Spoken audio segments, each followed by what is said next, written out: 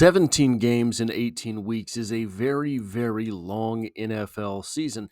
And all through the process this year, there were naysayers and doubters along the way.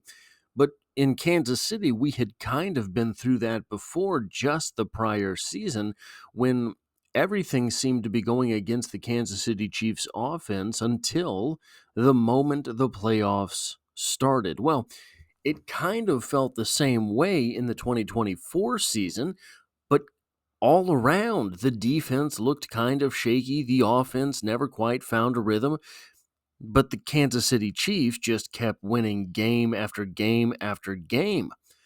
And then the playoffs occurred, and we knew in Kansas City just what to expect. It would be a different team.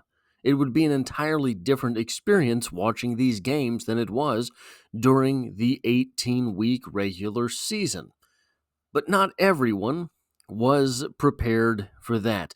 In an article titled How the Kansas City Chiefs Dominated the AFC in the 2025 Playoffs, subtitled Recapping the Kansas City Chiefs' Path to Super Bowl Licks from a first-round bye to the AFC Championship game from SportsIllustrated.com by Aiden Oz, we get the following. Earlier today, CBS Sports released their 2025 Playoffs All-AFC team. This team consisted of the top performers in this year's postseason. Big names such as Derrick Henry and Nico Collins proved their worth in their respective games. But one statistic stood out above all. 10 Kansas City Chiefs players were named to this team, from the offense stars such as Patrick Mahomes and Travis Kelce to defensive anchors such as All-Pro Chris Jones and Trent McDuffie. 10 players being named to the All-AFC playoff team is an interesting statistic, to be sure. It's a nice number. There's 22 starters, and 10 of those were from the Kansas City Chiefs. But the reason it's the most interesting is during the course of this long and arduous season, during which, by the way, the Kansas City Chiefs managed to win 15 games, and lose just one with their starters. The Chiefs only had 5 players voted to the Pro Bowl. But to give everyone their fair credit, this might be simply because of the fact that no one likes to throw a vote away, and they knew that the Kansas City Chiefs players voted to the Pro Bowl simply would not be playing in the Pro Bowl, for what that's worth. The article continues, even wide receiver Nico Remigio made the team as the AFC's premier returner this postseason, logging a league-long 41-yard punt return against the Buffalo Bills in the AFC title game. There was an article on Arrowhead Pride today about an interview that Nico Remigio gave, and we got this snippet from that article. Remigio had called for a fair catch on Buffalo's first punt. He revealed a conversation with tight end Travis Kelce that helped him take advantage of his second opportunity. This was the first punt that they kicked, and I went and fair caught it on the 10, explained Remigio. Really, I had some room, and I had an opportunity to take the punt. But I was like, man, this is my first time being in an AFC championship game. Let me just get my feet a little bit wet. I went and I ran to the sidelines. Kelce was like, that's not being great. I'm like, he's right. I went out there for the next punt and I was like, I'm taking it regardless. He was the first one to greet me coming to the sideline, and he was like, that's how you be great, dog. I was like, man, this is a dream. You have these Kansas City Chiefs hyping each other up. These Kansas City Chiefs coaching each other on the sidelines. The article continues, ever since Patrick Mahomes took over the starting job in Kansas City back in 2018, the Chiefs have made it clear that they are the team to beat, going to their third consecutive Super Bowl. makes no mention of all of the consecutive AFC Championship games, all of the consecutive AFC West titles, whatever. We'll let them slide. The Chiefs have somehow perfected a winning formula in the NFL, one that doesn't seem it's going to be solved anytime soon. Here is the nasty truth about this. Patrick Mahomes is 89-23 as a starter. He is likely to win 100 games faster than any quarterback ever has won 100 games if you go by games started, not time in the league. 89-23 as a starter, and somehow his winning percentage in the playoffs is even better than that. 17-3 in the playoffs. Now, not quite, but for all intents and purposes, he wins 6 playoff games for every 1 playoff game that he loses. Guys, 6-1, the longest road that you can be on to win a Super Bowl is 4. You play in the wild card, you play in the divisional, you play in the championship, and then you win the Super Bowl. That is the longest road on which someone can go. Patrick Mahomes goes a Super Bowl and a half before losing a playoff game. That is the number for Patrick Mahomes. His postseason winning percentage is better even than his regular season winning percentage. The article continues. Coming into the playoffs with a first-round bye after going 15-2 in the regular season, the Chiefs fans were confident going into the divisional round against the Texans. Houston had just blown out the Jim Harbaugh-led Los Angeles Chargers 32-12 in the wild card round a week prior.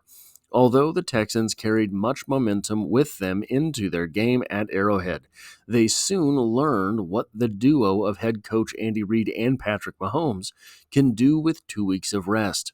Led by the trio of Mahomes, Kelsey, and Kareem Hunt, the Chiefs bulldozed their way through the Texans, taking the lead in the first quarter and not relinquishing it until the final whistle blew with a final score of 23-14. The following week, Kansas City faced their biggest challenge yet.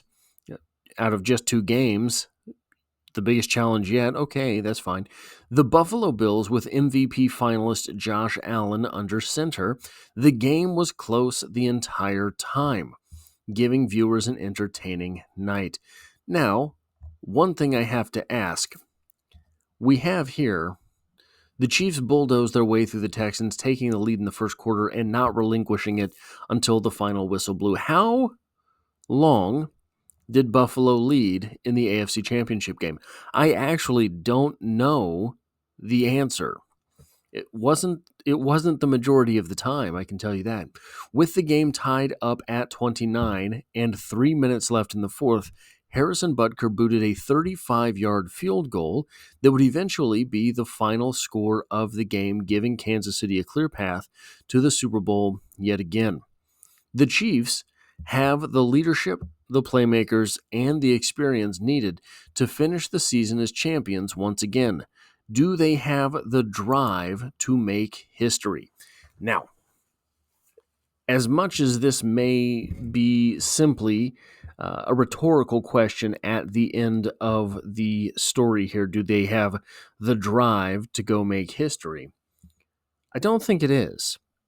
I think that this is, in some subtle way, playing into the very same doubt that the mainstream media loves to have about the Kansas City Chiefs, in my opinion, primarily because they are not a big market team. It behooves no one, except for Kansas Cityans and Kansas City Chiefs, for the Chiefs to be winning Super Bowls.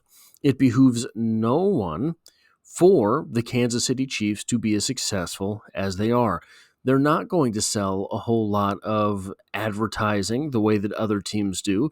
They're not going to bring new eyes to the sport of football, even if certain team members are dating certain pop stars. I don't think it really has that big an effect on ratings for the football games themselves. it behooves no one for the Kansas City Chiefs to be as good as they are. So let's take this opportunity to shoot down one of the other big storylines surrounding the Chiefs. Why, oh why, would the NFL rig things in favor of Kansas City? But putting that to bed, do the Kansas City Chiefs have the drive? Of all the things that it would be understandable to question, will Patrick Mahomes' ankle hold up, as this is a postseason game and there is a history there? Do the Kansas City Chiefs have the offensive line necessary to run against the Eagles? Do the Kansas City Chiefs finally run out of magic at the wide receiver position? Do the Kansas City Chiefs defensive backs have what it takes to hold up against more physical Philadelphia receivers when one of them, Trent McDuffie, is undersized, and one of them, Jalen Watson, is returning from injury? Do the Chiefs have the defensive line fortitude to stop the tush-push and Jalen Hurts in that Philadelphia offense? Is anyone going to be able to do anything against Saquon Barkley at the rate that he's been running the football and the expedited fashion in which the Chiefs have kind of decided not to stop the run despite being so good at it the entire season long? Of all of the questions that I can understand asking about the Kansas City Chiefs, do they have the drive to make history? Is absolutely an insane question to ask. That's all I have for this video. If you like or appreciate what it is that I do here, hitting the like button really does help me out, as it tells YouTube to share this video with other Kansas City Chiefs fans. If you find yourself here by chance but not design, the Chiefs are the only thing I talk about on the channel, dropping multiple videos every single week. We're approaching 2 years consecutive of daily uploads. And as always, I hope to have you back for the next one.